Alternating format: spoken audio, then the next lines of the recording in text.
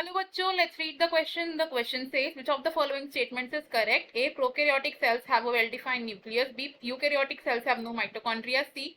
Prokaryotic cells have mitochondria. D. Eukaryotic cells have many membrane-bound organelles. हमें इन options में से एक करेक्ट स्टेटमेंट को चूज करना है. इस क्वेश्चन में हमारा की कॉन्सेप्ट है cell. The key concept is cell. Cell को हम डिस्क्राइब करते हैं as the basic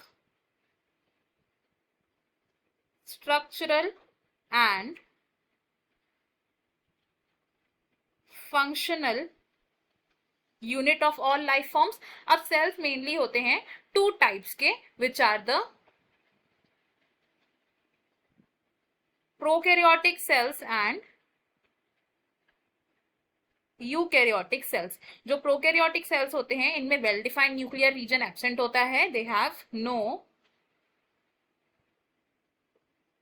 well defined nuclear region. और अगर बात करें यूकैरियोटिक सेल्स की तो दे हैव अ वेल डिफाइंड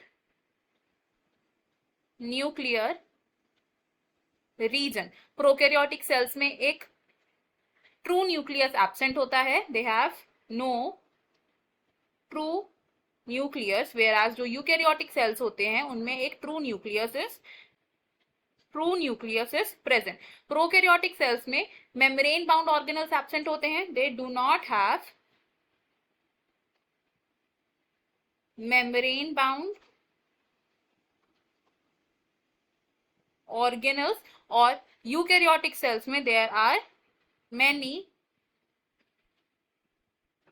membrane bound organelles जैसे कि mitochondria, endoplasmic reticulum, lysosome etcetera. Prokaryotic cells का एग्जांपल हो सकता है the bacterial cells and eukaryotic cells का एग्जांपल है प्लांट एंड एनिमल सेल्स.